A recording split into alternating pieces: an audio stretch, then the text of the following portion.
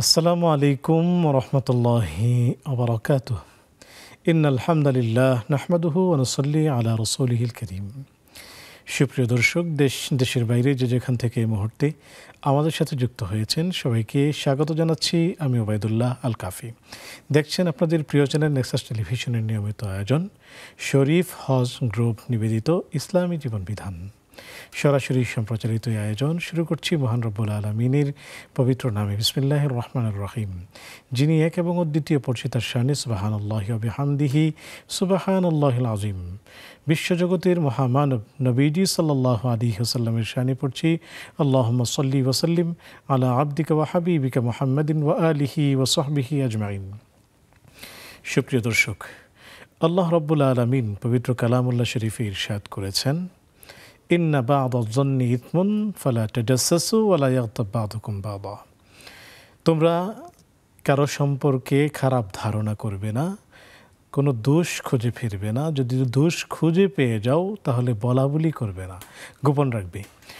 আজকে আমরা আলোচনা করব অন্যের দোষ অনুসন্ধান ইসলাম কি বলে। এই চমৎকার বিষয়টি নিয়ে আলোচনা করার জন্য আজকে স্টুডিওতে আমন্ত্রিত হয়েছেন আমাদের শ্রদ্ধাভাজন ব্যক্তিত্ব শেখ মাহমুদুল হাসান হাফিজাহুল্লাহ। চলুন শেখের সাথে সালাম বিনিময় করে নিচ্ছি। আসসালামু আলাইকুম ওয়া রাহমাতুল্লাহি ওয়া বারাকাতুহু। ওয়া আলাইকুম আসসালাম ওয়া রাহমাতুল্লাহি ওয়া বারাকাতুহু। শেখ কেমন আছেন? আলহামদুলিল্লাহ, আপনি কেমন আছেন? আলহামদুলিল্লাহ ভালো আছি। আমরা আপনাকে স্বাগত জানাচ্ছি আজকের এই পর্বে। শুকরান। সুপ্রিয় দর্শক, আপনাদেরকেও প্রীতি ও শুভেচ্ছা জানাচ্ছি যারা এই মুহূর্তে নেক্সাসের পর্দায় চোখ রেখেছেন, এলমি এই আয়োজন উপভোগ করছেন, জ্ঞান আহরণ করছেন। এই চমৎকার আয়োজনের সাথে আপনিও যুক্ত হতে পারবেন স্ক্রিনে দেখানো নাম্বারে। সেই সাথে ফেসবুক এবং ইউটিউবে সম্প্রচারিত হচ্ছে, সেখানে মূল্যবান কমেন্টস করে আমাদের সাথেই থাকবেন। চলুন কথা না বাড়িয়ে আমরা চমৎকার এই বিষয়টি নিয়ে আলোচনা শুনতে সরাসরি শায়েখের কাছে চলে যাই। যে দোষ আমিও করি, আপনিও করেন, আপনার আমার এবং সকল মানুষের, নবীদের ছাড়া সবারই কিছু না কিছু দোষ ত্রুটি আছে। সেই ক্ষেত্রে কি দোষ অনুসন্ধান বা এগুলো বলাবলি করার অধিকার ইসলামকে আদৌ আমাকে দিয়েছে? চলুন শায়েখের কাছ থেকে জানি। শেখ যদি বলতেন। জি, আসসালামু আলাইকুম ওয়া রাহমাতুল্লাহ। আলহামদুলিল্লাহ ওয়াসসালাতু ওয়াসসালামু আলা রাসূলিল্লাহ ওয়া আলা আলিহি ওয়া সাহবিহি আজমাইন, আম্মা বা'দ। আমাদের নেক্সাস টেলিভিশনের অগণিত দর্শক শ্রোতা ভাই এবং বোন যে যেখান থেকে দেখছেন সবাইকে অনেক অনেক শুভেচ্ছা জানাচ্ছি। যারা আজকে সংযুক্ত হয়েছেন এবং পরবর্তীতেও যারা সংযুক্ত হবেন সকলের প্রতি আল্লাহ তাআলা রহম করুন।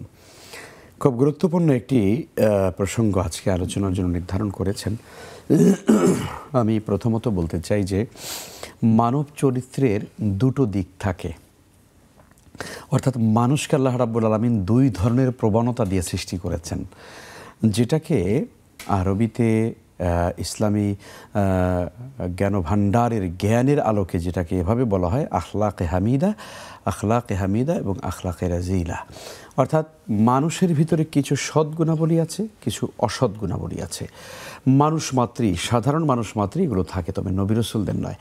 নবী রাসূলদের মধ্যে এগুলো থাকে না, সাহাবীদের মধ্যেও এর মাত্রা থাকে না বললেই চলে। তারপরও মানুষ হিসাবে তারা সাধারণ মানুষের কাতারেই, কিন্তু তারা যদিও সাধারণ মানুষের কাতারের মধ্যে তারা শ্রেষ্ঠ মানুষ, কোনো সন্দেহ নেই, যাদের সন্তুষ্টির ব্যাপারে আল্লাহ রাব্বুল আলামিন কোরআন আল কারীমে সার্টিফাই করেছেন এবং নবীজি সাল্লাল্লাহু আলাইহি ইসলাম তিনি কুরুনে সালাসা বলে তিনি সার্টিফাই করেছেন। অতএব তাদের ব্যাপারে কথা বলতে গিয়ে হুঁশ থাকা লাগবে, বেহুশ হয়ে কথা বলা যাবে না।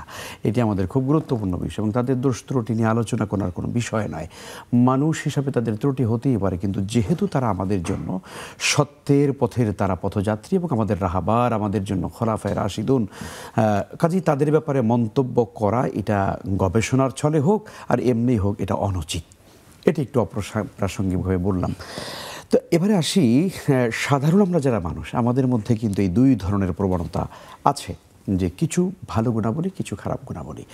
মানুষের এই আখলাকে হামিদা বা খারাপ মানে ভালো গুণাবলীগুলো যখন খারাপ গুণাবলীর উপরে যখন এটা বিজয়ী হয়ে যায়, তখনই সেই মানুষটা সাধারণ মানুষ থেকে সে বেলায়াতের দরজায় পৌঁছে যায়, তখন সে আল্লাহর ওলি হতে শুরু করে এবং ওই জায়গা থেকে যখন ওই জায়গায় দাঁড়িয়ে যখন সে আরও বেশি রিয়াজাত করতে থাকে, আরও বেশি সে চর্চা করতে থাকে, আরও বেশি তালিব এবং তাসকিয়া করতে থাকে, হৃদয়কে পরিশুদ্ধতার মাত্রা যখন ধীরে ধীরে বাড়াতে থাকে, বেলায়াতের দরজা তার আস্তে আস্তে করে উপরের দিকে উঠতে থাকে এবং একজন মানুষ তখন আল্লাহর এতটা প্রিয় হয়ে যায়। রাসূল সাল্লাল্লাহু আলাইহি ওয়াসাল্লাম বলেছেন, এটি হাদিসে কুদসি, আল্লাহ তাআলা বলেন, তখন সে আমার ওলি, তার চোখ যেন আমার চোখ হয়, তার হাত যেন আমার হাত হয়, তার কথা যেন আমার কথা হয়, তার পদক্ষেপ যেন আমার পদক্ষেপ হয়। বান্দা যা কিছু করে, আমার ওলি যা কিছু করে, সে যেন আমার ইচ্ছার উপরেই যেন সব কিছু করতে থাকে। এই জন্য আদানি ওলিয়ান, যে আমার ওলির সঙ্গে দুশ্মনী করবে, আমি আল্লাহ তার বিরুদ্ধে যুদ্ধ ঘোষণা করলাম। এটি হাদিস দ্বারা প্রমাণিত, বিশুদ্ধ, এটা হাদিস দ্বারা প্রমাণিত হয়েছে। ফলে আমাদের কি করা উচিত? আমাদের করা উচিত আমাদের চরিত্রের ভেতরে যে খারাপ গুণাবলীগুলো আছে সেগুলোকে বর্জন করে মানবিক গুণাবলীগুলোকে, ভালো গুণাবলীগুলোকে, এগুলোকে বেশি চর্চা করা, যাতে করে আমরা সুন্দর মানুষ হতে পারি। কেন এই ভূমিকাটা দিলাম? যে মানুষের ভিতরে খারাপ যে গুণাবলীগুলো থাকে তার মধ্যে অন্যতম একটা গুণাবলী হচ্ছে অন্যের দোষ ত্রুটি চর্চা করা, তালাশ করে বেড়ানো, যে সম্পর্কে আপনি কোরআনে কারীমের সূরা হুজুরাতের সেই বিখ্যাত আয়াতে কারীম আপনি তুলে ধরেছেন। আমরা সেই বিষয়টি বলতে চাই। আল্লাহ রাব্বুল আলামিন কোরআনে কারীমে পরিষ্কার বলেছেন, এবং মনে রাখতে হবে প্রিয় দর্শক, আপনাদের কাছে একটু বলে নেই যে কোরআনে কারীমের মধ্যে এক একটি সূরার এক এক রকমের কাইফিয়াত এবং আহামিয়াত রয়েছে। সূরা হুজুরাত হচ্ছে সামাজিক মুআমালাত, যেটাকে আমরা ইংরেজিতে ম্যানার্স বলি, অর্থাৎ এই ম্যানার্স শেখার একটা সর্বশ্রেষ্ঠতম সবক হচ্ছে সূরা হুজুরাত। আপনি পড়ুন, আপনার সন্তানকে পড়ান, আপনার স্ত্রীকে পড়ান, আপনার অধীনস্থদেরকে নিয়ে সূরা হুজুরাতটা পড়ে শুধু সরল বাংলার তর্জমাটা করেন। বিশ্বাস করেন, পৃথিবীতে মানুষ কতভাবে, কত সুন্দর উন্নতভাবে যে ম্যানার বা ভদ্রতা শিখতে হয়, আল্লাহর কালাম এই সূরা হুজুরাত আমাদের শিখিয়েছে। সুবহানাল্লাহ। আল্লাহ তাআলা বলেছেন, ইয়া আইয়ুহাল্লাযীনা আমানু, ওহে বিশ্বাসীগণ, ইজতানিবু কাসীরাম মিনায-যন, খবরদার তোমরা অধিক পরিমাণে ধারণা করা থেকে বিরত থাকবে। এই মানুষটা মনে হয় এরকম রে, এই মানুষটা মনে হয় এরকম, ওই মানুষটা এরকম করে কেন, এই মানুষটা কি করে, এই যে মানুষ সম্পর্কে যে ধারণার উদ্রেক হতে থাকে, আল্লাহ বলছেন যে খবরদার এই অধিক ধারণা থেকে বেঁচে থাকো, কারণ ইন্না বা'দায-যন্নি ইসমুন, কারণ কিছু কিছু ধারণা যা একেবারে পাপ, যা মিথ্যা, একেবারে অলীক, যা বাস্তবতার সঙ্গে কোনো মিল নেই। এরপরে আল্লাহ তাআলা বলেন, এই জায়গা থেকে আসবে ইনশাআল্লাহ। আসসালামু আলাইকুম ওয়া রাহমাতুল্লাহ। ওয়া আলাইকুম আসসালাম ওয়া রাহমাতুল্লাহি ওয়া বারাকাতুহু। আমি মিসিলামণি বলছিলাম বাড়িটা থেকে। জি প্রিয় বোন, আপনাকে স্বাগতম, প্রশ্নটি করুন। জি শাইখ, আপনারা ভালো আছেন? আলহামদুলিল্লাহ, আমরা ভালো আছি আল্লাহর রহমতে। আপনিও নিশ্চয়ই ভালো আছেন? জি আলহামদুলিল্লাহ, আল্লাহ তাআলা ভালো রেখেছেন। শাইখ, আমার দুটো কোশ্চেন আছে। জি। আমার ফার্স্ট কোশ্চেন হচ্ছে যে আমি 5 ওয়াক্ত নামাজ পড়ি, কিন্তু নামাজ পড়ে উঠেই আমার মনে হয় কি যে নামাজটা মনে হয় আরেকটু ভালো করে পড়লেও তো পারতাম, নামাজটা কি ঠিক মতো হলো কিনা, আল্লাহ তাআলা কবুল করবেন কিনা, আমি নিজেই দেখা যায় স্যাটিসফাই হতে পারি না, আল্লাহ তাআলা কিভাবে স্যাটিসফাই হবেন? তো এই ধরনের এগুলো কি শয়তানের কোনো ওয়াসওয়াসা? আমি আসলে মাঝে মাঝে খুব হতাশ হয়ে যাই। জি, কি করতে পারি? জি। দ্বিতীয় প্রশ্ন। আর আমার একটা কোশ্চেন হচ্ছে যে কেউ যদি প্রতিমা দেখার উদ্দেশ্য না করে এমনি পুজোর মেলায় যায় বা ওখান থেকে কিছু খাবার দাবার কিনে বাসায় যারা গেস্ট আসে তাদেরকে যদি সার্ভ করে, সেই খাবারটা খাওয়া কি আসলে ঠিক হবে? জি প্রিয় বোন, আপনি আমাদের সাথেই থাকুন, শেখ উত্তর দিবেন ইনশাআল্লাহ তাআলা। আসসালামু আলাইকুম ওয়া রাহমাতুল্লাহ। ওয়ালাইকুম আসসালাম। আমার দুইটা প্রশ্ন। প্রথম প্রশ্ন হচ্ছে, সুন্নত 4 নামাজের শেষের রাকাতে যদি দোয়া মিলাতে ভুলে যাই, আপনার সূরা মিলাতে ভুলে যায় আলহামদুলিল্লাহ পরে, তাহলে কি সুজদা দিতে হবে? জি। আর যদি বেতের নামাজে দোয়া কুনুত পড়তে ভুলে যায়, তাহলে কি সুজদা দিতে হবে? জি প্রিয় বোন, আপনি আমাদের সাথেই থাকুন, শেখ উত্তর দিবেন। আরেকটা হচ্ছে রুকাইয়া করে কিভাবে?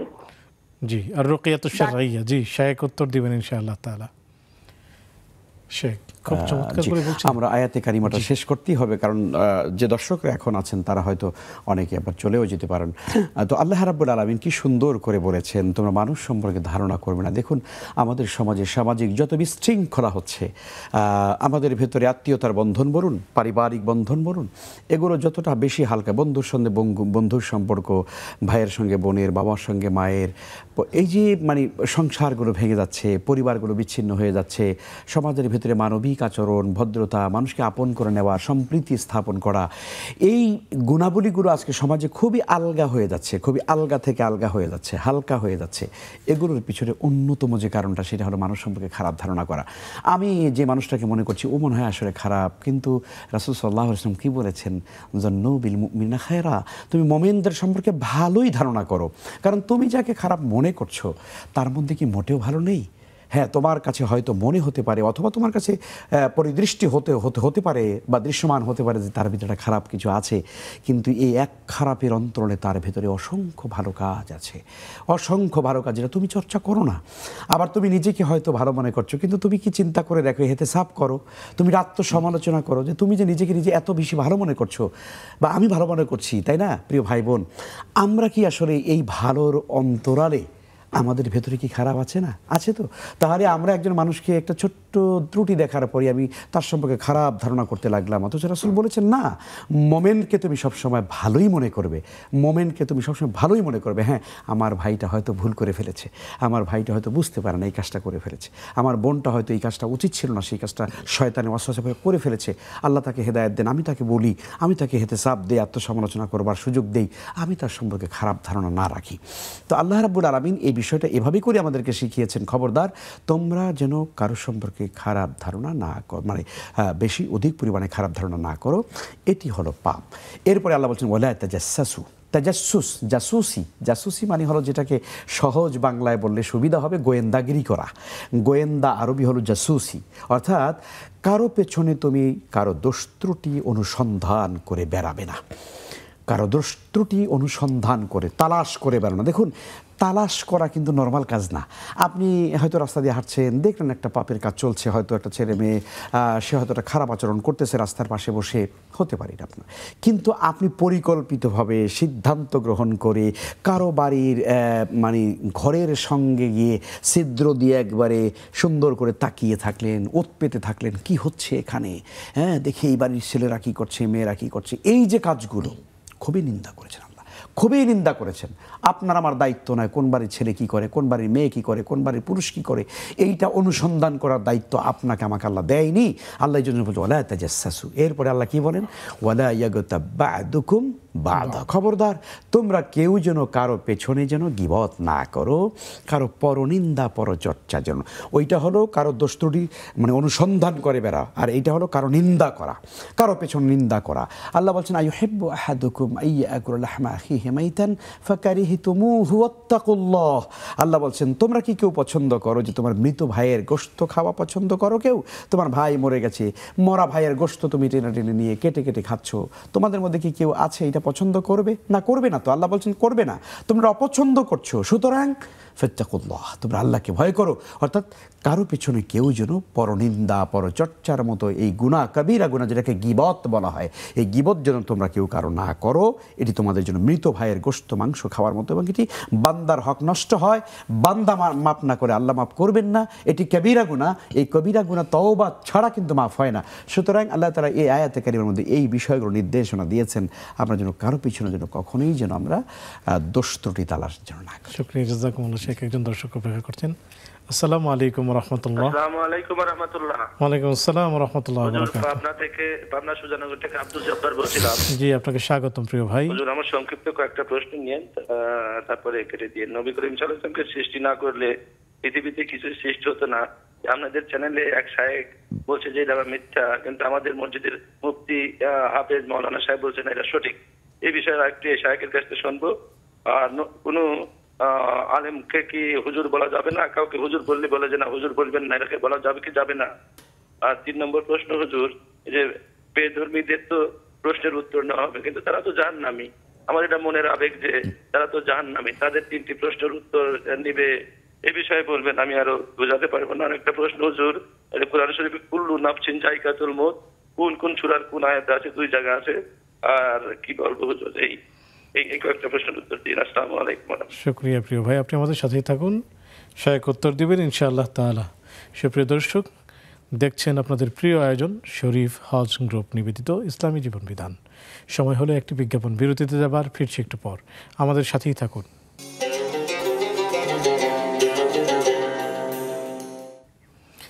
আসসালামু আলাইকুম ওয়া রাহমাতুল্লাহি ওয়া বারাকাতুহু। সুপ্রিয় দর্শক, বিরতির পর সাদর আমন্ত্রণ জানাচ্ছি আপনাদের প্রিয় আয়োজন ইসলামী জীবন বিধানে, নিবেদক শরীফ হজ গ্রুপ। আলোচনা করছেন শেখ মাহমুদুল হাসান হাফিজুল্লাহ, সাথে আছে আমি ওবায়দুল্লাহ আল কাফি। পেয়েছি আপনাদের কিছু প্রশ্ন, জানতে চলে যাচ্ছি সরাসরি শেখের কাছে। শেখ, আমাদের কাছে একজন বোন জানতে চেয়েছেন, নামাজ পড়েন, তবে সেই নামাজে তিনি প্রশান্তি পাচ্ছেন না, এটি কি কোনো ওয়াসওয়াসা কিনা, বা এই যেই নামাজে নিজেই তৃপ্ত নন সেই নামাজ কি আল্লাহ তাআলার কাছে গ্রহণযোগ্য হবে কিনা? অনেক ধন্যবাদ আমাদের প্রিয় বোনকে। আলহামদুলিল্লাহ, তার অনুভূতির জন্য আমরা স্বাগত জানাই তাকে, যে তিনি চেষ্টা করছেন তার নামাজ আরও কীভাবে আল্লাহর কাছে প্রিয় করে তোলা যায়, নামাজের ভিতরে আন্তরিকতা ইখলাসকে বাড়ানো যায়।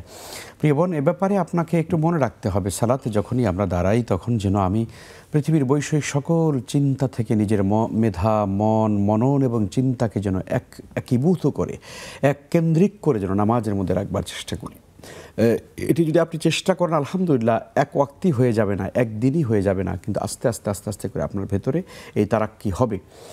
কিভাবে হবে প্রশ্ন হতে পারে। রাসূল সাল্লাল্লাহু আলাইহি ওয়াসাল্লাম এই জন্য সুন্দর করে হাদিসে বলেছেন, আনতা আবুদাল্লাহা কাআন্নাকা তারাহু, তুমি এমনভাবেই নামাজ পড়বে, ইবাদত করবে, যখনই যে কোনো ইবাদত করবে তুমি যেন আল্লাহকে দেখেই করছো। আর বিশেষ করে সকল ইবাদতের মধ্যে তো আল্লাহর কাছে সবচেয়ে বেশি প্রিয় নামাজ।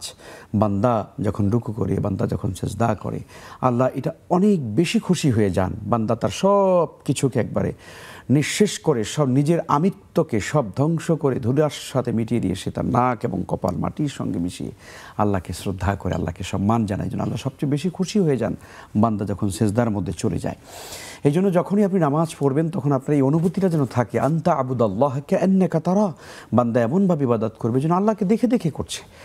যদি এটা অন্তত তার ভিতরে চিন্তা না আসে, ফাইন লাম তাকুন তারাহ, এই চিন্তা যদি তার মধ্যে না আসে, ফাইন্নাহু ইয়ারাক, আল্লাহ তাআলা তাকে দেখছেন, আপনাকে দেখছেন, আমাকে দেখছেন, এই অনুভূতি যদি আমি চিন্তা করতে পারি, তাহলে অবশ্যই আমার নামাজটা যেন আরও বেশি সুন্দর হবে, আরও বেশি ভালো হবে। এই চিন্তা যখন আসবে, এক নম্বর কাজ।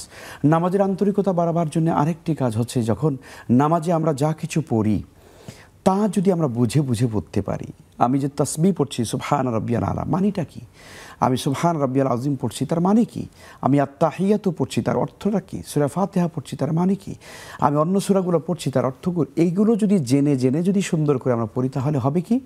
আমরা কিন্তু অনুভূতিটা পাবো যে আমি আল্লাহর সঙ্গে এই কথাগুলো বলছি। যেন নামাজ মানে হলো আল্লাহর সঙ্গে কথা বলা, সুবহানাল্লাহ। এই জন্য যা কিছু পড়ব বুঝে পড়ার চেষ্টা করব। 2 নম্বর নামাজের আন্তরিকতার জন্য। আর 3 নম্বরে হচ্ছে, দেখুন আমাদের ভিতরে এটা খুব স্বাভাবিকভাবে একটা মানে অভ্যাস হয়ে যায় নামাজিদের মধ্যে। ওই যে আমরা প্রত্যেক নামাজে যখনই তাকবীর বলে নামাজ বাঁধি, সূরা ফাতিহার পরে ইন্না আতাইনা, পরের রাকাতে কুল হুয়াল্লাহ, কথার কথা, অথবা প্রথম রাকাতে আলাম তারা, দ্বিতীয় রাকাতে ধরুন লিলাফে বা অন্য একটা সূরা আরাইতাল্লাযী, তাই না? আমরা কিন্তু এরকম একটা মানে একদম যেন একেবারে সেট আপ করে নিয়েছি। এটা কখনো করা উচিত না। আপনি যখন একটা বাঁধা নিয়মের মধ্যে নামাজ পড়বেন, তখন নামাজে আপনার একাগ্রতা আসবে না। কি করতে হবে? নামাজে আপনি যে তেলাওয়াতগুলো করবেন সূরা ফাতিহার পরে, এগুলো চেঞ্জ করে করে পড়বেন, বিভিন্ন জায়গা থেকে পড়বেন, গোটা কোরআন থেকে পড়ার চেষ্টা করবেন। শুধু 30 পারার শেষ 10টা সূরা না, সূরা বাকারা থেকে কিছু পড়লেন, সূরা আল ইমরান থেকে কিছু পড়লেন, তাই না, ইয়াসিন থেকে কিছু পড়লেন, আর রহমান থেকে কিছু পড়লেন। এভাবে করে করে চেঞ্জ করে করে যখনই পড়বেন, তখন দেখবেন মাশাআল্লাহ আপনার কিন্তু খেয়াল তখন বেড়ে যাবে। তা আমি 3টা মেডিসিন এখানে বললাম, ইনশাআল্লাহ তাআলা চর্চা করলে আমার মনে হয় ইনশাআল্লাহ নামাজের একাগ্রতা। শুকরান, জাযাকুমুল্লাহ। আসসালামু আলাইকুম ওয়া রাহমাতুল্লাহ।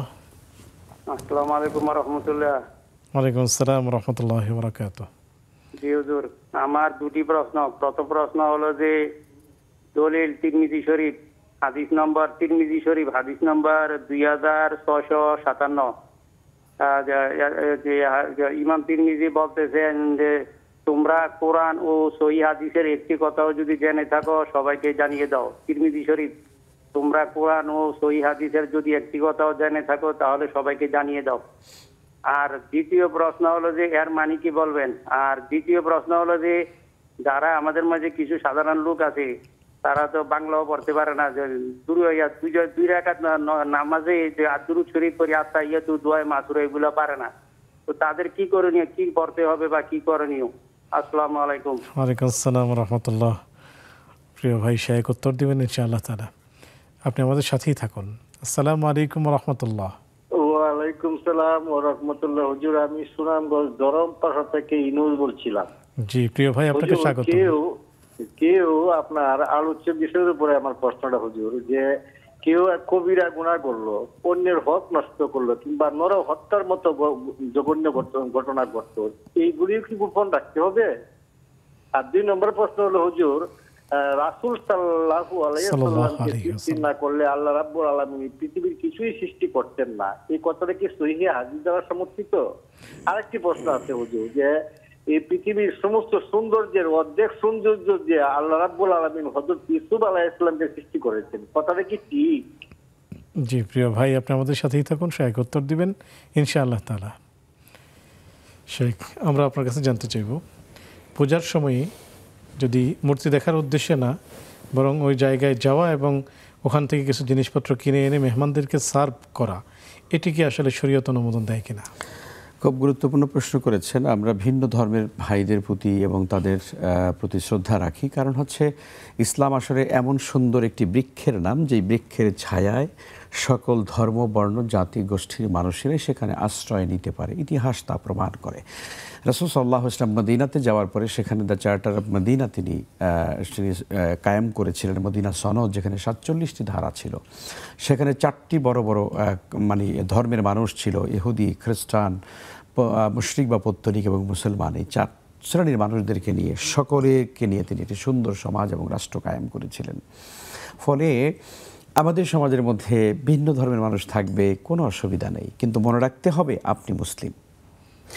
আপনি মুসলিম এ ব্যাপারে বিন্দুমাত্র আপনাকে টললে চলবে না। আপনার বিশ্বাসের জায়গা থেকে আপনার তাহজিব, তামদ্দুন, সংস্কৃতি, সভ্যতা, আপনার চলাফেরা, ওঠা বসা, লেনদেন, মুআমালাত কেবলই মুসলমানদের সঙ্গে, এটা আপনাকে বুঝতে হবে। লা ইয়াত্তাখিযুল মুমিনুল কাফিরিনা আউলিয়া মিন দুনিল মুমিনিন। আল্লাহ বলছেন মুমিনরা যেন কখনো যেন মুমিনদেরকে ছাড়া অন্য কাউকে বন্ধু হিসেবে গ্রহণ না করে। এটি আল্লাহর কথা। কারণ যদি করেন তাহলে কি হবে? মান তাশাব্বাহা বিকাউমিন ফাহুয়া মিনহুম। যে যার সঙ্গে চলবে, যে যার সঙ্গে ওঠা বসা করবে, যে সঙ্গে যার সভ্যতা সংস্কৃতিকে সে গ্রহণ করবে, কাল কিয়ামতের ময়দানে সে তার সঙ্গেই হাসর নাসর হবে। ফলে অন্য ধর্মের যে কোনো ধর্ম হতে পারে, আপনি একটি ধর্মের কথা বলেছেন, অন্য যে কোনো ধর্মের যে তাদের উৎসবগুলো আছে, এগুলো তাদের জন্য তাদের ধর্মীয় কাজ, এটা তাদের ধর্মীয় ইবাদত, তাদের ইবাদত এটা। তো কাজেই আপনি একজন বিশ্বাসী মানুষ হয়ে আপনি তাদের ধর্মের কোনো, আপনি বললেন যে আপনি দেখতে যাবেন না, বা কেউ দেখতে না গেলেও ওখানে আসলে মূলত যাওয়ার মধ্যে কোনো কল্যাণ নেই।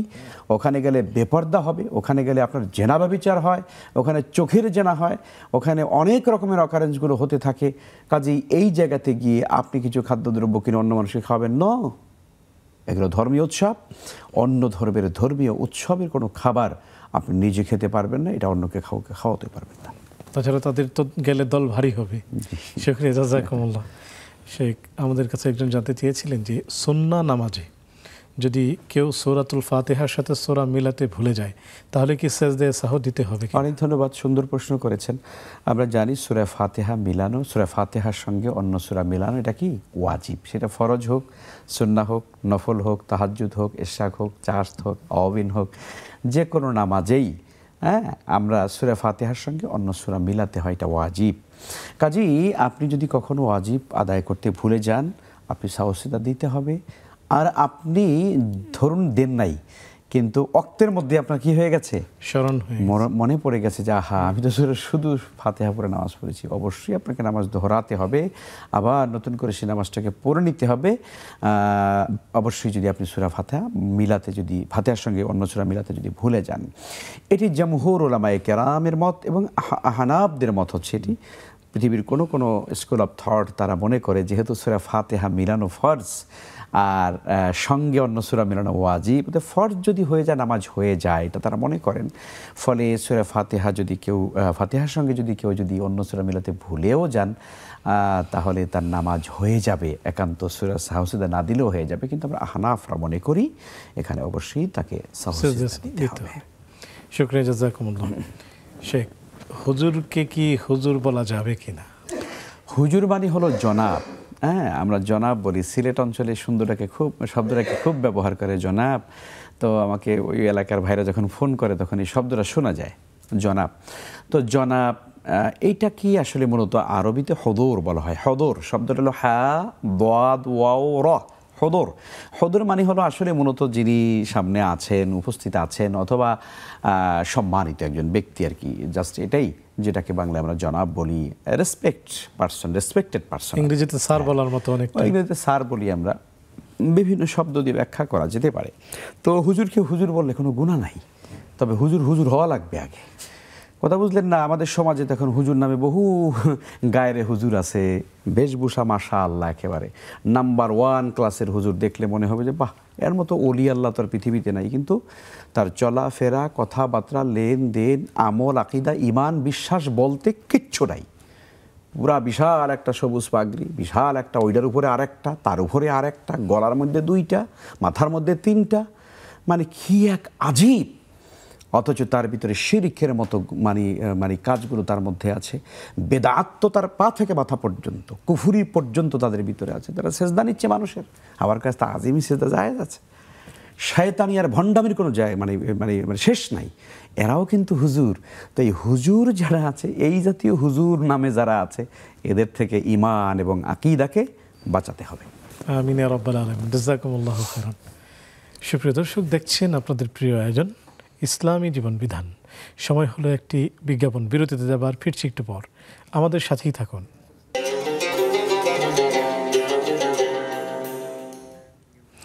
আসসালামু আলাইকুম ওয়া রাহমাতুল্লাহি ওয়া বারাকাতুহু। সুপ্রিয় দর্শক, বিরতির পর সাদর আমন্ত্রণ জানাচ্ছি আপনাদের প্রিয় আয়োজন শরীফ হাউস গ্রুপ নিবেদিত ইসলামী জীবন বিধানে। আলোচনা করছেন শেখ মাহমুদুল হাসান হাফিজাহুল্লাহ, সাথে আছে আমি ওবায়দুল্লাহ আল কাফি। সেই সাথে পেয়েছে আপনাদের কিছু প্রশ্ন, জানতে চলে যাচ্ছি সরাসরি শেখের কাছে। শেখ, একজন জানতে চেয়েছেন, যদি এই নবীজি সাল্লাল্লাহু আলাইহি ওয়াসাল্লামকে সৃষ্টি করা না হতো, তাহলে এই পৃথিবীর আকাশ জমিন কোনো কিছুই সৃষ্টি করা হতো না, এটি কি আসলে বিশুদ্ধ কিনা? অনেক ধন্যবাদ। আমাদের সমাজে প্রচলিত একটি কথা, আসলে মূলত এটি একটি জাল কথা। জাল হাদিসও বললাম না, জাল কথা, মানে এটি বানানো, ফেব্রিকেটেড হাদিস। মানুষ বানিয়েছে, এটা হাদিস না। এটা কোনো বিশুদ্ধ হাদিস নয়, দুর্বল হাদিসও নয়, বানানো হাদিস। লোকেরা বানিয়েছে, মানুষ বানিয়েছে, রসুলের প্রশংসা করতে করতে বানিয়ে ফেলেছে লাউলা কালামা খালাকতুল আফলাক, আপনাকে সৃষ্টি না করলে আমি আসমান জমিন সৃষ্টি করতাম না। এইভাবে একটা মিথ্যাচার, একটা জালিয়াতপূর্ণ কথা আমাদের সমাজে প্রচলিত হয়ে গেছে। এখন দর্শক, আপনাদের মনে প্রশ্ন আবার আসতেই পারে পাল্টা, যে হুজুর আপনারাই তো বলেন, তো আমরা কি করব এখন? আপনি বলতেছেন এটা জাল হাদিস, আরেক হুজুর তো বলে গেছে এটা খুব ফজিলতের কথা, এখন আমরা কি করব? সাধারণ পাবলিক আমরা তো মানে মরিচের মতো অবস্থা, আর কি পাটা পুতা ঘষাঘষি করতেছে, মরিচের কাম তো সারা শেষ, পাবলিকের অবস্থা তো সেই জায়গায়। এখন আমরা বলবো যে পরিষ্কার করে, যে যারা এই হাদিস সম্পর্কে, এই বক্তব্যটি সম্পর্কে আসলে আদৌ তাদের কোনো মানে গবেষণা নেই, চর্চা নেই, এটি যে আদৌ হাদিস নয়, এটা তারা নিজেরাও জানেন না। কারণ পড়াশোনা না করলে ভাই তো এলেম জানা যাবে না। এই জন্য আসলে প্রচলিতভাবে এই কথাগুলোকে হাদিস নামে চালিয়ে দিয়েছেন কেউ, এগুলো আদৌ হাদিস নয়। পৃথিবীর কোনো হাদিসের কিতাবের মধ্যে এই বক্তব্য হাদিস হিসাবে আসেনি। দেখুন, এই বক্তব্য তাহলে কেন আসলো? এটা আসার পেছনে একটা বিশুদ্ধ একটা উদ্দেশ্য কি, তার একটা বিশুদ্ধ হাদিস আছে। রাসূল সাল্লাল্লাহু আলাইহি ওয়াসাল্লাম ইবনে খুযাইমা রাদিয়াল্লাহু আনহু থেকে সম্ভবত, সহিহ খুযাইমার ভিতরে সম্ভবত হাদিসটি এসেছে, অথবা সহিহ ইবনে হিব্বানে সম্ভবত, আমি সোর্সটা ঠিক এখন বলতে পারছি না, কিন্তু হাদিসটি একদম বিশুদ্ধ। নবীজি বলছেন, লা তুতরুনি কামা আতরাতিন নাসারা ইবনু মারইয়াম ফাইন্নী আব্দুল্লাহ ফাকুলু আব্দুল্লাহি ওয়া রাসূলুহু। তোমরা খবরদার আমার ব্যাপারে বাড়াবাড়ি করবে না, আমার ব্যাপারে তোমরা বাড়াবাড়ি করবে না। তোমরা এতটুকুন জেনে রাখো, আমি আল্লাহর বান্দা। সুতরাং তোমরা বেশির থেকে বেশি তোমরা এটা বলতে পারো যে ফাকুল আব্দুল্লাহি ওয়া রাসূল, আমি আল্লাহর বান্দা এবং তার রাসূল। এর চাইতে তোমরা মুহাম্মদ খোদা নেহি, খোদা সে জুদা নেহি, মুহাম্মদ খোদা না, তবে খোদা থেকে আলাদা কিছুও না। নাউযু বিল্লাহি মিন যালিক। মুহাম্মদ সাল্লাল্লাহু আলাইহি ওয়াসাল্লাম আল্লাহ তাআলার জাতি নূর থেকে সৃষ্টি হয়েছেন। এই জাতীয় মিথ্যাচার কথাগুলো আজ সুন্নিয়তের নামে আজ আমার এই বাংলাদেশে লক্ষ লক্ষ মানুষের মধ্যে এগুলো প্রচার করে মানুষের ঈমান হারা করা হচ্ছে, মানুষকে বেঈমান বানিয়ে দেওয়া হচ্ছে। পরিষ্কার ভাষায় আমরা বলি, এগুলো হাদিস নয়, এগুলো জালিয়াতপূর্ণ কথা। যুগে যুগে এইরকম বেদাতিরা, এইরকম মুশরিক লোকগুলো যারা রাসূলকে আল্লাহর উপরে উঠিয়ে ফেলে, এই জাতীয় লোকেরা এই হাদিসগুলো, হাদিসের নামে এই বক্তব্যগুলো তারা চালিয়ে দিয়েছে, হাদিস বলে চালিয়ে দিয়েছে, এগুলো হাদিস নয়। শুকরিয়া, জাযাকুমুল্লাহ। এগুলো প্রচলিত ভুল। শেখ, আমরা আপনার কাছে জানতে চাইব, পৃথিবীর যতটা সৌন্দর্য তার অর্ধেক ইউসুফ আলাইহিস সালামকে দেওয়া হয়েছে, এই কথাটি কি ঠিক কিনা? না, এই কথা ঠিক না যে পৃথিবীর অর্ধেক সৌন্দর্য তাকে দেওয়া হয়েছে, এই কথা ঠিক না। তবে আল্লাহ রাব্বুল আলামিন হযরতে ইউসুফ আলাইহিস সালামকে অনেক সৌন্দর্য দিয়েই তিনি তাকে সৃষ্টি করেছেন। আমরা যতটা কল্পনা করি, অথবা আপনি ওই যে কি একটা ছবির মধ্যে আছে না, এই যে এটা ডাবিং করা তুরস্ক থেকে না কোত্থেকে যেন একটা ইউসুফ আলাইহিস সালামকে নিয়ে একটা এভাবে আছে দেখেছি আমি, মানে একটা সুন্দর কিশোর ছেলে, সুন্দর দেখে একটা ছেলেকে ইউসুফ বানিয়েছে। মনে রাখবেন, নবী রাসূলদেরকে কোনো মানুষ দিয়ে কখনো এটা অভিনয় করানো কখনো এটা বৈধ নয়, কখনো এটা বৈধ নয়। কাজেই আমরা যা কল্পনা করতে পারি না তার চাইতেও তিনি সুন্দর, তার চাইতেও তিনি সুন্দর, তার সৌন্দর্য আল্লাহ তাআলা স্পেশালি তাকে দিয়েছেন। তবে একথা সত্য যে আমার নবী, প্রিয় নবী মুহাম্মদ রাসূলুল্লাহ সাল্লাল্লাহু তাআলা আলাইহি ওয়াসাল্লাম, তার জামালিয়ত, তার কামালিয়ত, তার সৌন্দর্য আল্লাহ তাআলা পৃথিবীর সব কিছুর চাইতে আমার নবীকে বেশি দিয়েছেন। আমার নবী চাঁদের চাইতেও সুন্দর। এই জন্য এটি সুন্দর সঙ্গীত আছে না, যে তিনি চাঁদের চাইতেও সুন্দর, কত সুন্দর একটা গান আছে। তো এই জন্য মুহাম্মদ রাসূল সাল্লাল্লাহু আলাইহি ওয়াসাল্লাম তিনি সবচাইতে বেশি সুন্দর ছিলেন বাকি অন্য সকল নবীদের চাইতে। মানব জাতির উপরে আল্লাহ তাআলা হযরত ইউসুফ আলাইহিস সালামকে সৌন্দর্য দিয়ে সৃষ্টি করেছেন। জাযাকুমুল্লাহু খাইরান। শেখ একজন দর্শক অপেক্ষা করছে। আসসালামু আলাইকুম ওয়া রাহমাতুল্লাহ।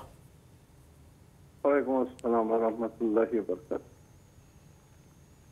জি হুজুর, আমার একটাই প্রশ্ন। জি,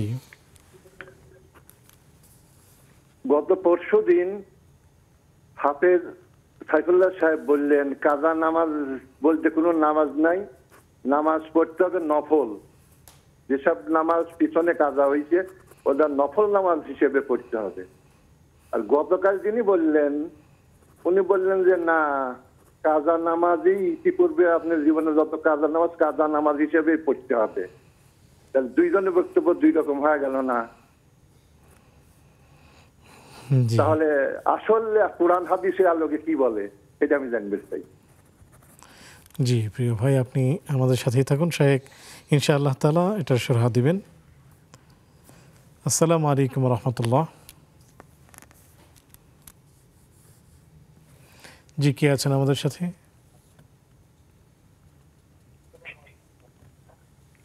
ওয়ালাইকুম সালাম। জি হুজুর, আমার একটা বিষয় জানার ছিল। জি, যে আমার 3 সন্তান, এক ছেলে 2 মেয়ে। আমার ননদের কোনো সন্তান নাই, তাই জি। আমি আমার ছোট মেয়েকে তাকে দিয়ে দিয়েছি, মানে আমি ওদের মনে ওকে দিয়ে দিয়েছি। এতে কি আমি আমার সন্তানের কাছে কোনোভাবে দায়ী থাকবো? জি প্রিয় বোন, আপনি আমাদের সাথেই থাকুন। শেখ উত্তর দিবেন ইনশাআল্লাহ তাআলা। শেখ, আমরা জানতে চাইব, আমাদের কাছে একজন ভাই জানতে চেয়েছেন যে তিরমিজি শরীফের হাদিস উল্লেখ করেছেন, তোমরা একটি কথা জেনে থাকলেও সেটি জানিয়ে দাও। এটি আসলে কি বোঝাতে চেয়েছেন? এ ঠিকই, আমাদের দর্শক বুঝেন না, কথা তো ক্লিয়ার, এটা তো নতুন করে বোঝার কিছু নেই। রাসূল সাল্লাল্লাহু আলাইহি ওয়াসাল্লাম বলেছেন বাল্লিগু আন্নী ওয়ালাউ আয়াতান, তোমরা আমার পক্ষ থেকে একটি বাণী হলেও পৌঁছে দাও। এই হাদিসের মূল প্রতিপাদ্য বিষয় হচ্ছে দাওয়াত ইলাল্লাহ, আল্লাহর পথে মানুষদেরকে আহ্বান করা, দ্বীনের দাওয়াত পৌঁছে দেওয়া, তাই না? যেমনটা আল্লাহ তাআলা কোরআন আল কারীমে ইরশাদ করেছেন, ওয়ামান আহসানু কাওলাম মিম্মান দাআ ইলাল্লাহ ওয়া আমিলা সালিহান ওয়া ক্বালা ইন্নানি মিনাল মুসলিমিন। তার কথার চাইতে আর কার কথা উত্তম হতে পারে যে মানুষদেরকে আল্লাহর দিকে আহ্বান করে এবং নিজে নেক আমল করে আর বলে নিশ্চয়ই আমি একজন মুসলিম। আল্লাহ, উদু ইলা সাবিলি রাব্বিকা বিল হিকমাতি ওয়াল মাউইযাতিল হাসানা ওয়াজাদিলহুম বিল্লাতি হিয়া আহসান। তোমরা আল্লাহর পথে তোমার রবের দিকে তুমি মানুষদেরকে ডাকো বিল হিকমাহ, সর্বোচ্চ জ্ঞান এবং বিজ্ঞান এবং প্রজ্ঞা দিয়ে। হিকমা মানে এই না সত্য গোপন করে, কায়দা করে, সত্যটাকে না বলে ফন্দি ফিকির করে কথা বলা, ন, এটাকে হিকমা বলা হয় না, এটা প্রতারণা। এটা ঈমান যার দুর্বল সেগুলো করে। আর ঈমানদারদের কাজ হচ্ছে যে কোনো সিচুয়েশনে সে সত্যটা বলবেই, কিন্তু প্রজ্ঞা দিয়ে বলবে, কোরআন এবং সুন্নাহ দিয়ে বলবে। বিল হিকমা ওয়াল মাউইযাতিল হাসানা, আর উত্তম উপদেশ দিবে। ওয়াজাদিলহুম বিল্লাতি হিয়া আহসান, আর তাদের সঙ্গে যদি মুজাহাদা করতেই হয় তাহলে সেটা উত্তম পন্থায় করবে। তার মানে হচ্ছে দাওয়াত ইলাল্লাহর কথাই মূলত হাদিসের মধ্যে বলা হয়েছে। অতএব আপনি যতটুকুন জানবেন অন্যকে সেটা জানাবেন, আবার অন্য যেটা জানবে সেটাও আপনি রিসিভ করবেন যদি বিশুদ্ধ কথা হয়। এই দাওয়াতের কথাই বলা হয়েছে। শুকরিয়া, জাযাকুমুল্লাহ। সুপ্রিয় দর্শক, আপনাদেরকে অনেক অনেক শুকরিয়া জানাচ্ছি। দেখছেন আপনাদের প্রিয় আয়োজন ইসলামী জীবন বিধান, নিবেদক শরীফ হাউস গ্রুপ। সময় হয়েছে একটি বিজ্ঞাপন বিরতিতে যাবার, ফিরছি একটু পর, আমাদের সাথেই থাকুন।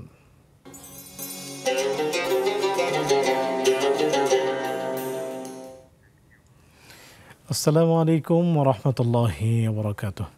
সুপ্রিয় দর্শক, বিরতির উপর সাদর আমন্ত্রণ জানাচ্ছি আপনাদের প্রিয় আয়োজন ইসলামী জীবন বিধানে। নিবেদক শরীফ হাউস গ্রুপ। আলোচনা করছেন শেখ মাহমুদুল হাসান হাফিজাহুল্লাহ, সাথে আছি আমি ওবায়দুল্লাহ আল কাফি। পেয়েছি আপনাদের কিছু প্রশ্ন, জানতে চলে যাচ্ছি সরাসরি শেখের কাছে। শেখ আমাদেরকে জানতে চেয়েছেন, যে ব্যক্তি কোরআন পড়তে জানে না, আরবি জানে না, সে ব্যক্তির জন্য আসলে কি পরামর্শ থাকবে? সে কি করবে? কিভাবে সে কোরআন থেকে জ্ঞান আহরণ করবে? জি, অনেক ধন্যবাদ। আমরা বলবো কোরআনে কারিম একজন মুসলিম পড়তে জানবেন না, এটি হওয়া উচিত নয়। কারণ একজন মুসলিমের জন্য দ্বীনি এলেম অর্জন করা ফরজ, আর দ্বীনি এলেমের মধ্যে অবশ্যই কোরআন তেলাওয়াত এটা কিন্তু প্রথমে চলে আসে। কারণ আপনি যখন নামাজ পড়তে চাইবেন তখন আপনাকে কোরআনে কারিম তেলাওয়াত করতে হবে। তেলাওয়াত ছাড়া তো নামাজ হয় না। তো কাজেই তেলাওয়াতই আপনি করতে পারছেন না, তাহলে আপনি কীভাবে ইসলাম মেনে চলবেন? অতএব এটা প্রাইমারি জ্ঞান, একদম ফান্ডামেন্টাল নলেজ এটা ইসলামের জন্য, যেটা ছাড়া আপনি কখনোই ভালো মুসলিম হতে পারেন না। তো ফলে আমাদের স্বাভাবিক ইন জেনারেল আহ্বান থাকবে আমরা অবশ্যই যেন কোরআনটাকে আরবিটা ভালো করে শিখে নেই। এখন কথা হলো যে একজন মানুষ শিখতে পারেনি হয়তো, এখন সে কী করবে? চেষ্টা করবে। প্রথম কথা হচ্ছে যে চেষ্টা করবে। অতীতে হয়তো আরও আগে শিখলে আল্লাহর কোরআনটাকে অনেক ভালো করে আত্মস্থ করতে পারতো, এই জন্য আল্লাহর কাছে তওবা করবে যে কাজটা করা উচিত ছিল সময় মতো সেটা করা হয়নি, এখন বাকি সময়টা যেন সে প্রচেষ্টা চালায়। বলবেন হুজুর বয়স হয়ে গেছে, দাঁত পড়ে গেছে, চোখে দেখে না, এখন কি করবে? প্রশ্নের উপর তো প্রশ্ন থাকে। ওই ব্যক্তিও চেষ্টা করবে, তাকে কেউ পড়িয়ে দেবেন। এই যে উনি ভাঙা ভাঙা কণ্ঠে, দাঁত নেই, কেমন করে পড়ছেন, তাই না, শব্দগুলো উচ্চারণ করতে পারছেন না, অক্ষরগুলো বলতে পারছেন না, এটা আল্লাহর কাছে খুবই প্রিয়। এবং রাসূল সাল্লাল্লাহু আলাইহি ওয়াসাল্লাম বলেছেন যে ব্যক্তি কোরআন পড়ে এবং যার কোরআনে কারিমটা তেলাওয়াত করতে গেলে, শিখতে গেলে বারবার বেজে যায়, আটকে যায়, ফালাহু আজরানে, তার জন্য দ্বিগুণ সওয়াব রয়েছে। কারণ সে তেলাওয়াত করছে, হরফের বিনিময়ে আল্লাহ নেক দিচ্ছেন, আর এই যে আটকে দেওয়ার কারণে বারবার চেষ্টা করছেন, সেই কারণে আল্লাহ তাআলা তাকে দ্বিগুণ সওয়াব দিচ্ছে। এই জন্য আমরা বলবো অবশ্যই কোরআনে কারিম শিখে নিতে হবে তেলাওয়াত। এখন যদি আপনি শিখতে সময় লাগবে, শিখতে পারেননি, এই মুহূর্তে কোরআনটাকে কী করে বুঝবেন? আলহামদুলিল্লাহ বাংলা তর্জমা আছে। তর্জমাটা পড়লে কিন্তু আপনার ভেতরে আল্লাহর মহব্বত আসবে। আল্লাহ কত সুন্দর করে বলেছেন, তুমি কি দেখো না আকাশের দিকে তাকিয়ে, এই যে আকাশের পক্ষীকুল কীভাবে করে দুটো ডানা ছড়িয়ে দিয়ে তারা উপরে বিহঙ্গগুলো উঠতে থাকে, যখন তারা একবার এই ডানাগুলো ছড়িয়ে দেয় আবার সংকুচিত করে, যখন সে সংকুচিত করে তখন যখন ছড়িয়ে দিয়ে যখন স্থির হয়ে থাকে, কে তাকে আকাশের মধ্যে ধরে রাখে?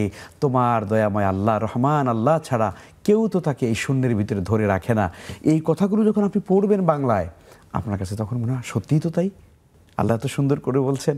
এই জন্য বাংলাটা পড়লে অন্তত আশা করা যায়, বাংলা তাফসীর পাওয়া যায়, তর্জমা পাওয়া যায়, সেগুলো পড়বেন। শুকরিয়া, জাযাকুমুল্লাহ। তাহলে কি শেখ আমাদের পড়ার বিকল্প নেই, পড়তেই হবে। জাযাকুমুল্লাহ। শেখ, যদি কেউ কবিরা গুনাহ করে বা মানব হত্যা করার মতো কোনো গুনাহ করে, সেই ক্ষেত্রে কি তার দোষ গোপন রাখতে হবে? না, মানুষ হত্যা করাকে আল্লাহ তাআলা গোটা জগৎ হত্যার সঙ্গে তুলনা করেছেন। মান কাতালা নাফসান বিগাইরি নাফসিন আও ফাসাদিন ফিল আরদ ফাকান্নামা কাতালান নাস জামিআ। কোনো মানুষ যখন কোনো মানুষকে অন্যায়ভাবে হত্যা করে অথবা জমিনে ফাসাদ করে, বিপর্যয় সৃষ্টি করে, সাধারণ মানুষের উপরে জুলুমের স্টিম রোলার চালিয়ে দেয়, আল্লাহ বলছেন পরিষ্কার করে, ফাকান্নামা কাতালান নাস জামিআ, সেজন্য গোটা মানব জাতিকে হত্যা করে ফেলল। তো কাজেই এই মানব হত্যার মতো অপরাধ যারা করবে, এদের ব্যাপারে আপনি গোপনে রাখবেন না, এরা তো মানবতার শত্রু, এরা মানব জাতির শত্রু। যারা মানুষকে, নিরীহ মানুষকে কারণে হত্যা করে, একটা মানুষ বুক পেতে দাঁড়িয়ে গিয়েছে, এটা তার প্রতিবাদ ছিল, কিন্তু আপনি তার উপরে, নিরীহ মানুষটার উপরে গুলি করে দিবেন, এটা কি হয় নাকি?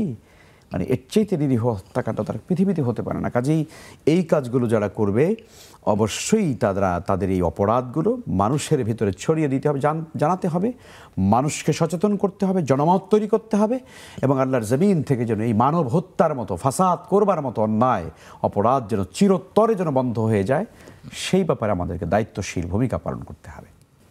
শুকরিয়া, জাযাকুমুল্লাহু খাইরান। শেখ, যদি এমন হয় 3জন সন্তান, ওনার এক ছেলে 2 মেয়ে, উনি ওনার একজন আত্মীয়কে এক সন্তান দিয়ে দিয়েছেন, এটি কি কোনো অপরাধ করলেন? অপরাধ নয়, আপনি দিতে পারেন। কোনো নিঃসন্তান দম্পতিকে আপনি সন্তান দান করতে পারেন, তারাও নিতে পারেন আপনার কাছ থেকে দত্তক। কিন্তু এখানে একটা শরিয়তের একটা ব্যাপার আছে। শরিয়তের ব্যাপার হলো, আপনি যদি খুশি মনে উইলিংলি দিয়ে দেন, যেমন আপনার ভাইয়ের সন্তান নেই, এক ভাই চিন্তা করলো আমার 4-5টা সন্তান আছে, মাশাআল্লাহ একটা সন্তান তাকে দিয়ে দিই, শরিয়ত এটাকে নিরুৎসাহিত করে না, দেওয়া যেতে পারে। কিন্তু এখানে কথা হলো, এই যে পরবর্তীতে যিনি নিয়ে গেলেন এই সন্তানটাকে, যেই বাবা মা হলেন পরবর্তীতে এই সন্তানের, কখনোই তারা জন্মসূত্রে তারা কিন্তু এই সন্তানের বাবা মা নয়। এটা কিন্তু ভালো করে মনে রাখতে হবে। হ্যাঁ ঠিক আছে, মা দুধ পান করাবেন, সে তো তার সঙ্গে দেখা সাক্ষাৎ করবেনই, বাবার সঙ্গেও স্বাভাবিক সম্পর্ক থাকবে, কিন্তু জন্মদাতা আসল যে বাবা এবং মা, তাদের নাম কখনো গোপন করা যাবে না। এর সার্টিফিকেট, এর কাগজপত্র, এর এই বাচ্চার জন্ম নিবন্ধন, তার আইডি কার্ড, সমস্ত কাগজপত্রে তার অরিজিনাল বাবা যিনি, অর্থাৎ যার ঔরসে সে জন্মগ্রহণ করেছে এবং যার উদরে সে জন্মগ্রহণ করেছে, যে মায়ের কোলে সে জন্মগ্রহণ করেছে, এই বাবা মার পরিচয়টাই সে ধারণ করবে। কারণ ইসলাম কখনো কোনো মানব সন্তানের পরিচয় গোপন করে না। মনে রাখবেন, শুধুমাত্র পৃথিবীতে মুসলিম বিশ্বেই এই চর্চা, এই কালচারটা রয়েছে। আপনি ওয়েস্টার্ন কালচারে যান, আপনি পশ্চিমা জগতে যান, আপনি সেখানে গিয়ে দেখবেন যে একটা মানুষ শুধু হাতে পায়ে মানুষ, কিন্তু তার বাবাকে কোনো খবর নেই। হ্যাঁ, এতটুকু জানা যায় যে তার মাকে, মা সম্পর্কে জানতে, যেহেতু সে মায়ের পেট থেকে আসছে, কিন্তু এই মায়ের সঙ্গে কোন বেটা আপনার স্বাভাবিক সম্পর্ক করেছে, যার মাধ্যমে সন্তানটা ওই মায়ের পেটে আসছে, তার কিন্তু অস্তিত্ব নাই, তার কিন্তু খবর নাই, মাও জানে না হয়তো বা। এটা কিন্তু আজকে পশ্চিমা জগৎকে কিন্তু আজকে তিলে তিলে শেষ করে ফেলেছে। ইসলাম এখানে বলেছে পরিষ্কার কথা, সন্তানের বাবা এবং মা অরিজিনাল তার বাবা। এবং দেখেন আমাদের বাংলাদেশে এটা কিন্তু কখনো জায়েজ নয় যে বাবার নামের কোনো দরকার নাই, মায়ের নাম দেওয়া সব জায়গায়। এটা পশ্চিমা সংস্কৃতির শয়তানি, এটা পশ্চিমা শয়তানি। মুসলমানরা কখনো তার বাবার নাম গোপন করবে না, বাবার নামই আগে। ঠিক, কারণ বাবার ঔরস থেকে সে জন্মগ্রহণ করেছে, বাবার পরিচয়টাই তার আসল পরিচয়। কারণ মা তো এমনি স্বাভাবিকভাবে পরিচিত হয়েই যায়, যেহেতু তার পেট থেকে আসছে। কিন্তু বাবাকে, কার বীর্য থেকে, কার স্পাম থেকে সন্তানটা তৈরি হয়েছে, ইসলাম এটা কোনোভাবে গোপন করতে চায় না। কিন্তু পশ্চিমা জগৎ এটা গোপন করে দিয়ে আজকে মানব জাতির ভেতরে আজ প্রচুর পরিমাণে বাস্টার্ড তৈরি করে দিয়ে, হাজার হাজার আজকে বাস্টার্ড তৈরি হচ্ছে ইহুদি এবং খ্রিস্টানদের মধ্যে। ইসলাম কিন্তু এখানে এই জিনিসটা করে না। সুতরাং মনে রাখতে হবে, এই সন্তান যারা দত্তক নেবেন বা পালতে নেবেন, অবশ্যই সন্তানের জন্মসূত্রের কাগজপত্রের মধ্যে তার অরিজিনাল বাবা এবং মায়ের নাম লিখতে হবে। শুকরিয়া, জাযাকুমুল্লাহু খাইরান। শেখ, অনেকগুলো প্রশ্ন আমরা অনলাইনে পেয়েছি। একজন জানতে চেয়েছেন, যে লোক, তার প্রশ্নের সারাংশ এরকম, যিনি জাহান্নামে যাবেন, আজীবন জাহান্নামেই থাকবেন, সে তো তার জীবনে কিছু ভালো নেকিও করেছেন। উনি বলতে চাচ্ছেন যে আল্লাহ তাআলা তো সেই নেকিগুলো জাযা দিবেন, তাহলে জাহান্নামেই যদি থাকে তাহলে জাযা কিভাবে দিবেন? জি, অনেক ধন্যবাদ। এই বিশাল প্রশ্ন, এটা নিয়ে অনেক লম্বা আলোচনা করা দরকার হবে, কিন্তু সময় আমাদের হাতে অত নেই। আসলে মানুষ যদি সত্যিকার যদি ইমানদার হয়, অর্থাৎ তার যদি শিরিক মুক্ত ইমান যদি একজন মানুষের থাকে, আর সে যদি কবিরা গুনাহও করে ফেলে, আমরা বলছি না যে কবিরা গুনাহ করে ফেলে, আর সে যদি জাহান্নামে যায়, ইনশাআল্লাহ আল্লাহ তাআলা তাকে জাহান্নাম থেকে মুক্তি দেবেন। কারণ রাসূল সাল্লাল্লাহু আলাইহি ওয়াসাল্লাম যে উম্মতকে শাফাত করবেন, কাদের জন্য করবেন? লিআহলিল কাবায়ের। মনে রাখতে হবে, আজ এখান থেকেই কিন্তু আমাদের সমাজে কিন্তু আহলে কোরআনদের উদ্ভব হয়েছে, একটা শ্রেণীর উদ্ভব হয়েছে, যারা মনে করে যারা জাহান্নামে যাবে তারা আর কোনোদিন জাহান্নাম থেকে বের হবে না, খালিদিনা ফিহা। হ্যাঁ, খালিদিনা ফিহার অর্থ তখনই কার্যকর হবে যখন একটা মানুষ শিরিক যুক্ত ইমান, অর্থাৎ তার ইমান আসলে সত্যিকারের শিরিক মুক্ত ছিল না, এই ব্যক্তি চিরতরে জাহান্নামে। কিন্তু যার ভিতরে ইমান ছিল যে আল্লাহ ছাড়া সত্যিকার কোনো ইলাহা নাই, কিন্তু আমলের ত্রুটি হয়ে গেছে, কবিরা গুনাহ হয়ে গেছে, নামাজ ছেড়ে দিয়েছে, জাকাত দেয়নি, এরকম হতে পারে, এই মানুষটাকে আল্লাহ তাআলা অবশ্যই তার যতটুকু নেকামল আছে এবং ইমান আছে, আল্লাহ তাকে ক্ষমা করে দিবেন। জাযাকুমুল্লাহু খাইরান। সুপ্রিয় দর্শক, এই ছিল আজকের আয়োজন। আগামী পর্ব দেখার আমন্ত্রণ জানিয়ে আজকের মতো বিদায় নিচ্ছি। সে পর্যন্ত ভালো থাকুন, সুস্থ থাকুন। আসসালামু আলাইকুম ওয়া রাহমাতুল্লাহি ওয়া বারাকাতুহু।